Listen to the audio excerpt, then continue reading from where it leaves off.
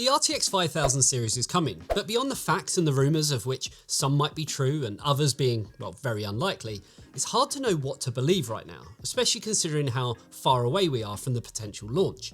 And with any new product lineup, we've all been hearing a lot of buzz and speculation about these new graphics cards. And in an attempt to dispel the myths, we're here to break down everything we know so far. Whether it's factual, rumoured, likely to be true, or just definitely not, we've got it all covered for you.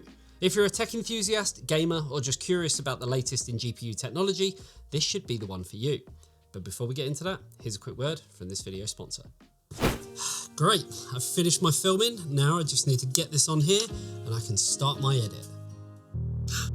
No, I'm out of space to store this footage. How am I going to edit this video if I can't get the footage on the PC? I can't delete anything. I need all of this for other projects. I'm doomed! Conveniently timed delivery. Ooh, my new NAS. Wait, how did you get in here? With the TBS H574TX NAS book from QNAP, my storage woes are finally over. Featuring the ability to add up to 5 M.2 NVMe drives, storage and speed is no longer a worry. With its slim and stylish design, it looks great anywhere, and you can take advantage of the lightning fast 10GBE capabilities or use Thunderbolt 4 to connect it directly to your system for an easy and convenient storage solution for all your files with no limitations. Click the link in the description to find out more. So before we dive into the future, let's take a quick look back at the RTX 4000 series.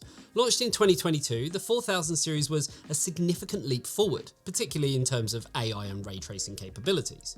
NVIDIA introduced the Ada Lovelace architecture, which brought improvements in power efficiency, AI-driven features, and raw performance.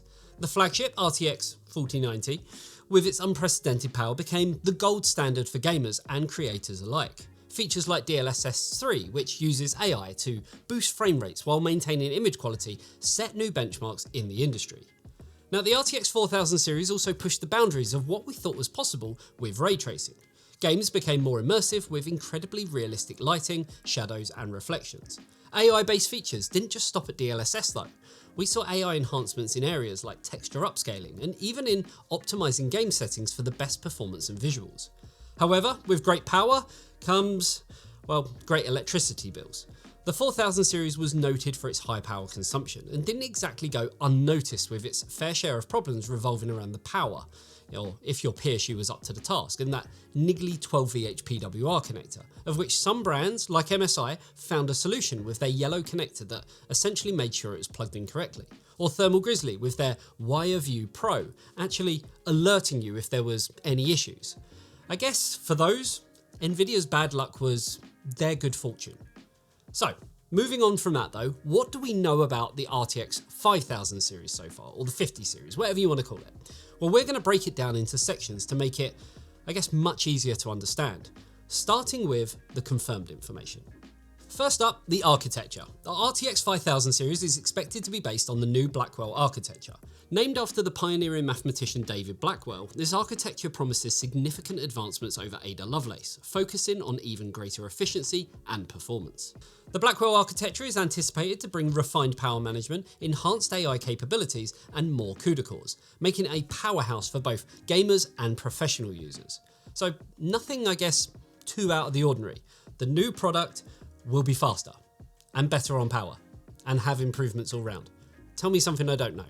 Now, in terms of the process node, NVIDIA is likely going to continue its partnership with TSMC for the manufacturing of the RTX 5000 series, utilising a refined version of the 5nm process node, potentially moving to the 4nm process node for better power efficiency and performance. This collaboration has been a winning formula for NVIDIA in the past, and sticking with TSMC ensures that they are leveraging cutting-edge semiconductor technology, and of course, that means being at the forefront of the market, especially when, I guess, they have competition from AMD, and to a certain degree, I guess you could argue, Intel. So when can we actually expect the cards to be released? Well, this is a tricky one. While there hasn't been an official announcement, industry insiders suggest a late 2024 release, aiming to, I guess, align with the holiday season to maximise sales. This timing would also strategically position NVIDIA to capture the festive spending spree and perhaps win over those hesitant to upgrade their current systems. Though for me personally, I'd normally expect, I guess, some form of announcement at an event like Gamescom. But considering that is, well, a month and a bit away, it's in August, I guess it's just a bit too early. And when you look at that and potentially launching towards Christmas time, the timelines they just don't add up. So next up, rumoured specifications. And this is always, I guess, a highlight for me. Of course, with any new product, we have performance improvements. Now, rumours suggest that the RTX 5000 series will see a 50 to 70% performance improvement over the 4000 series. Now, this leap will be driven by architectural improvements, higher clock speeds, and more CUDA cores. I mean, imagine playing the latest AAA titles at max settings without a single stutter, or for content creators, rendering 4K videos in a fraction of the time. This is all possible, sure, but no one short of NVIDIA, and maybe at this point their partners, will have any indication as to the levels of uplift we're actually likely to see. So I guess any information at this early stage can just be put down to someone randomly plucking a number out of thin air. Now, in terms of memory, there are whispers about the RTX 5090, this one right here, the flagship model, featuring up to 48GB of GDDR7 memory. Now, this would actually be a massive upgrade from the 24GB seen on the RTX 4090, catering to high-end gamers and professional users alike. Such an increase in memory would not only benefit gaming, but also heavy-duty tasks like 3D rendering, simulations, and that all-important AI research. And with GDDR7 potentially being at the forefront, this will open up the bandwidth to new levels that we've not seen before. It's also interesting that if this turns out to be true, it could be a really big selling point versus competition, as AMD have always, I guess, prided themselves on having large amounts of memory on their more consumer-level focused cards, which compete with NVIDIA's stack. But obviously, the RTX 4090 is a little bit of an exception because, as I've always said, it's a titan just in drag. Now, AI is the big buzzword at the moment, so I guess what about the enhancements there? So with AI being a cornerstone of NVIDIA's recent innovations, even though they didn't invent it, the RTX 5000 series is expected to feature even more advanced AI capabilities. This includes improved DLSS, possibly DLSS 4.0, which could leverage even more sophisticated machine learning models to enhance gaming performance and visual fidelity. I mean, we might even see, I guess, AI-driven game mechanics, where NPCs could become smarter and more responsive, making games more challenging and engaging. And that's actually something, I guess, that we've already started to see with NVIDIA's ACE technology, where you can type or speak directly to an NPC and actually get a response, driven by AI. That, I guess, it's not only that it comes up on the screen, but it's also audible, and it syncs the lips to what's being said. After trying it myself, I'll be honest, it's a little freaky, but it definitely adds that extra layer of immersion to your games. Now, we all know in terms of ray tracing that NVIDIA are all in. So of course we're hearing rumours about the next evolutionary step in lighting and shadows. There are rumours of a significant increase in the number of ray tracing cores, which would allow for even more detailed and realistic in-game environments. Think of exploring a dark, neon-lit cyberpunk city where every reflection, shadow and light behaves exactly as it would in real life. And this is something we've seen get better and better as time has gone on, and NVIDIA have actually worked directly with game developers to accomplish.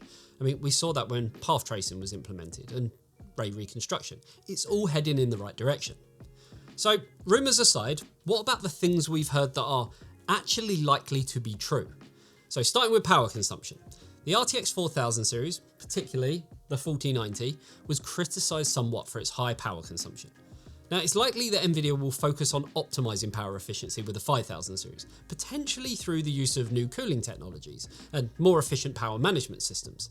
I guess expect innovations, maybe hybrid cooling solutions that combine air and liquid cooling, and possibly new materials to help dissipate heat more effectively. And this is further backed up by what we saw from MSI at Computex with their new Fusion prototypes that essentially include an AIO directly on the card to help push coolant around the GPU core and expel it to cooler parts of the card where the active fan solution can then push the heat away. We also saw Palette taking it even, I guess, one step further with their collaboration with German startup company Link Plus and their innovative cooling solution that allowed you to effortlessly install a radiator and tubing for a semi-custom loop solution. So with these big cooler designs, does that mean both MSI and Palette maybe know something we don't, and that these upcoming cards could be more power hungry and therefore, yep, you guessed it, also hotter? Now, there is one big one, and it comes down to pricing. It's always going to be the biggest one that everyone's talking about. Given the trends in GPU pricing and the positioning of the RTX 4000 series, the RTX 5000 series is expected to come at a premium. Who would have guessed it? The flagship RTX 5090 could be priced around $2,000 or even more, while the mid-range models will aim to provide better value for the performance that they actually offer. While your wallet might cry a little, the performance boost should kind of more than make up for it, though I think it's still too early to tell on this one, as the RTX 40 series were expensive, but then the introduction of the Super series helped to get slightly better levels of performance, but for a lower cost. But with anything new in terms of architecture and technology, you're gonna be expected to pay the early adopter tax. So there's my little warning for you. Now, in terms of connectivity, it's what you expect. We can expect the RTX 5000 series to support the latest technologies, including HDMI 2.1 and DisplayPort 2.1. These standards will ensure support for the latest monitors and TVs, providing higher resolution and refresh rates for an enhanced gaming and viewing experience. This means smoother gameplay at 4K and 8K resolutions, not that that really took off like NVIDIA expected, though it should make for those ultra-wide high refresh monitors, I guess, a little bit more appealing. Now, I did mention AI, and for a GeForce card, you instinctively, I guess, go straight to thinking about DLSS. But there is more to AI, and I guess the RTX 5000 series are expected to extend beyond that and extend beyond gaming in terms of AI. We might see more advanced AI-driven features for content creators, such as real-time video enhancement and AI-assisted editing tools. Imagine live streaming with AI-driven overlays that adjust dynamically to improve viewer engagement, or editing software that predicts your next move and speeds up your workflow. I'm all for that. Based on the direction that NVIDIA have taken as of late, I wouldn't actually put this completely outside the realms of possibilities. So, moving on from that, what about the rumours that are definitely not true? Well, the first comes down to the immediate obsolescence of the 4000 series. Some rumours suggest that the RTX 4000 series will become obsolete immediately after the release of the 5000 series. And in all honesty, this is highly unlikely, as even now, 2 years into the 4000 series cycle, it's still possible to buy an RTX 30 series card. The 4000 series will still offer excellent performance for years to come, and NVIDIA will continue supporting it with driver updates, and obviously new features into the future. Basically, and I know this is a niche market, but if you've just splurged on a 4090, you can rest easy knowing it's not going to become a paperweight overnight. So yeah, don't worry. Now, I did mention cooling, but there is talk of, I guess, revolutionary new cooling systems, and there's been, well, some pretty wild rumours about NVIDIA developing a completely new cooling system that doesn't require fans. While innovative cooling solutions are always in development, it's improbable that we'll see such a drastic departure from traditional cooling methods in the RTX 5000 series. Until we see GPUs submerged in vats of liquid nitrogen as a standard, it's safe to say fans aren't going anywhere. But what MSI and Palette showed us maybe could be a happy middle ground that gets, the best of both worlds. Not that either brand would actually comment on it when we press them at Computex. So one of the last things that we've got is obviously built-in cryptocurrency. This is another wild rumour. Built-in cryptocurrency mining enhancements. With a recent downturn in the cryptocurrency market, it's highly unlikely that NVIDIA will focus on built-in features specifically for mining. Their focus will remain on gaming and professional applications, ensuring the hardware is optimised for these primary uses. So no, the RTX 5090 won't come with a crypto mode that prints Bitcoin while you game. And this is further backed up by the LHR models that NVIDIA brought to the market in the past, showing that while I'm sure they made bank off of the miners, their hearts still lay where their core audience actually is, which is, well, gaming. And then next to that, professional. So the big one, and this is the big one, price expectations. When it comes to pricing, NVIDIA's strategy with the RTX 5000 series will likely follow the trends set by their previous releases. High-end cards, like the RTX 5090, are expected to be priced around $2,000 or even higher, especially given the significant performance upgrades and new features. The mid-range options, such as the anticipated RTX 5070 and 5060, will likely be positioned to offer the best balance of price and performance, as we'd expect. We could see these models priced, as you'd expect, between $500 and $1,000, aiming to, attract a wider audience without compromising too much on the performance. Now, the entry-level RTX 5050, if that's a thing, might aim to provide a more affordable option for gamers who want to experience the new features and improvements without breaking the bank. Though this could come a lot later based on what we've seen from the 3050, or it just might not even happen at all, as we, never saw anything lower than the RTX 4060 for the Ada Lovelace range. If it does happen, and this is a big if, pricing for this model could be around $300 to $400, making it accessible for budget-conscious consumers. But as I said, just based on past experience, I don't actually think it will ever happen at all. Now, it is worth noting that pricing will also depend on various factors, such as manufacturing costs, competition, and global economic conditions. However, NVIDIA has a history of premium pricing, especially for their top-tier models, and the RTX 5000 series is expected to continue this trend, though you could argue that you now get a lot more for your money with an NVIDIA-based GPU through the features and the technologies that they have to offer. And that's not just the ones that you get when you buy the card, it's ones that come later on through development and driver updates and things like that. Now, the price argument does raise, I guess, a very important question for you, our audience. Would you, I guess, be willing to invest in a high-end RTX 5090 at such a high premium price? Or would you prefer to opt for the mid-range models, like a 5060, 5070, that offer a better value proposition? Let us know in the comments, as we're curious to see, I guess, where our community stands on this. Or I guess the other option is, would you rather wait for the 5000 series to launch and then just grab a cheaper 40 series card instead, or even a 30 series card? Like I said, they're still available. So another big one though is competition, AMD. The release of the RTX 5000 series will undoubtedly have significant implications for AMD. Historically, AMD has been the underdog in the GPU market, often positioning its cards as cost-effective alternatives to NVIDIA's offerings. However, with the aggressive advancements expected from NVIDIA's Blackwell architecture, AMD will face even more pressure to keep up in the high-end segment. So does this mean AMD will focus on high-end or maybe even mid-tier GPUs? Well, AMD's response could go one of two ways. They might double down on their efforts to compete in the high-end market, pushing the boundaries of their RDNA architecture and trying to match NVIDIA's performance and features. This would be, a bold move. But given their recent success with the RX 6000 and 7000 series, it's not completely out of the realm of possibility. Though there has been rumours that their next generation could ditch the X900 lineup and go back to how it was on their 5000 series, with the 5700 XT being the top model. What I guess leads me to my next point is AMD might choose to focus more on the lower and mid-tier segments, where I guess they've traditionally had a stronger presence. By offering powerful yet affordable GPUs, AMD could attract a significant portion of the market that finds NVIDIA's high-end pricing prohibitive.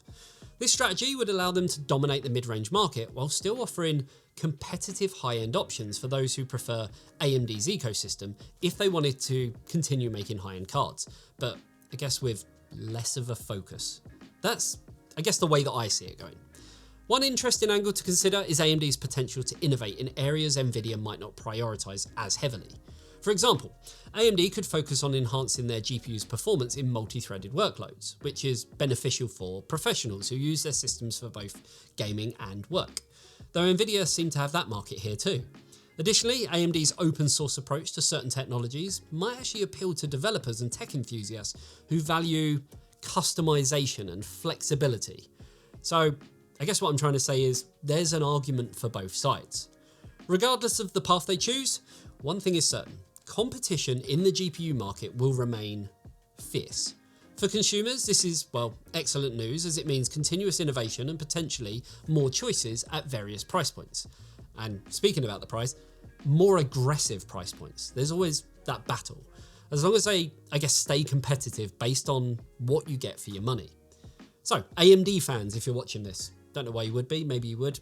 It's titled as an NVIDIA thing, but you never know. AMD fans, where do you think AMD should focus their efforts? High-end GPUs to compete directly with NVIDIA, or the more affordable mid-tier options? Again, let us know in the comment section below. It really does help us to, I guess, paint a better picture as to what the market is actually looking for. Because we do get asked these questions by NVIDIA and AMD. What does your audience think about this and that? So it does help.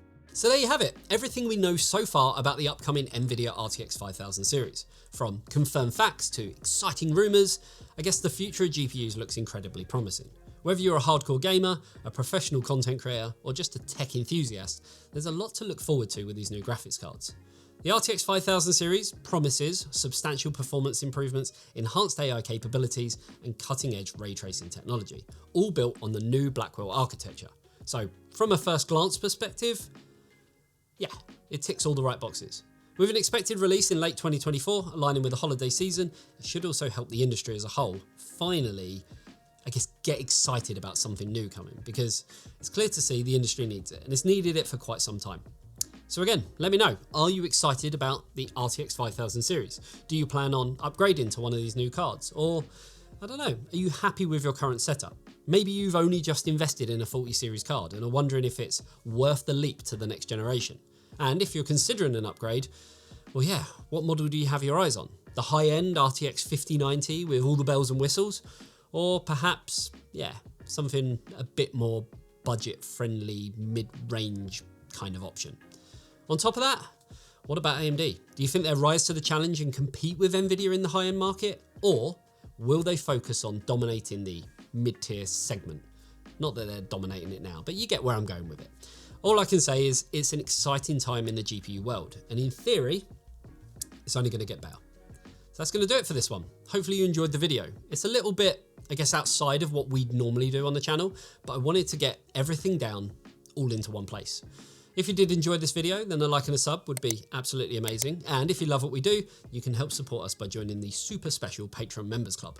You'll get access to our testing data, exclusive behind the scenes content, bi-weekly game nights, meetups at the eTeknix offices, and much, much more. The link for all that good stuff is, as always, down below. Thanks for tuning in, and I'll see you in the next one. Stay light, guys. Bye-bye.